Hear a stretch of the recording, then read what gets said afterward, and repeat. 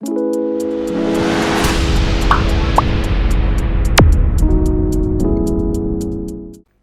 बच्चों, कैसे हो सब अच्छे होंगे। तो चलिए आज का हम अपना अध्याय आरंभ करते हैं। आज हम पढ़ेंगे अनेक शब्दों के लिए एक शब्द।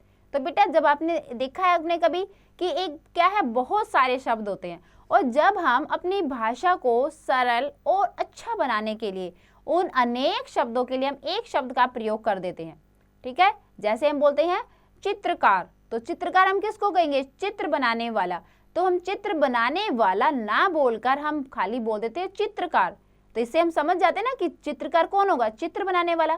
तो यानी कि जब अनेक शब्दों के स्थान पर जब हम उनका एक नाम दे दें, एक चीज दें उसको, तो वो क्या हो जाते हैं? हमारे अनेक शब्दों के लिए एक शब्द। तो देखिए, पढ़ते हैं हम अनेक शब्दों के लिए एक शब्द। भाषा को सरल और संक्षिप्त बनाने के लिए अनेक शब्दों के स्थान पर एक शब्द का प्रयोग किया जाता है।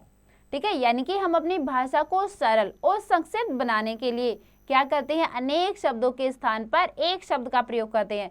तो उन्हें हम क्या कहेंगे? अनेक शब्दों के लिए एक शब्द। जैसे देखिए, मेरी माता गाना गाती हैं, मेरी माता गायिका हैं।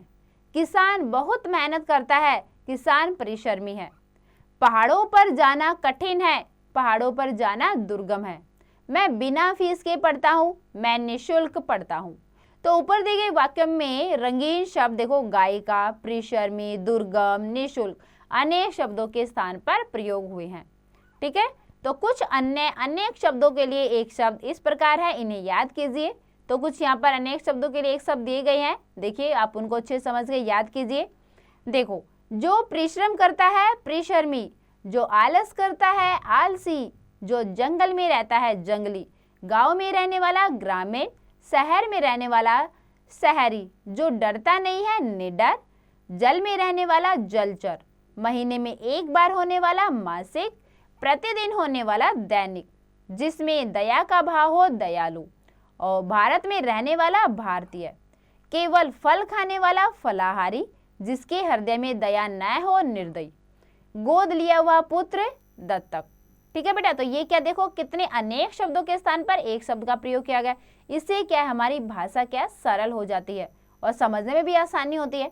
ठीक है, तो देखो हमने क्या क्या सीखा अपने पाठ में। हमने सीखा भाषा को सरल और संक्षिप्त बनाने के लिए अनेक शब्दों के स्थान पर एक शब्द का प्रयोग किया जाता है।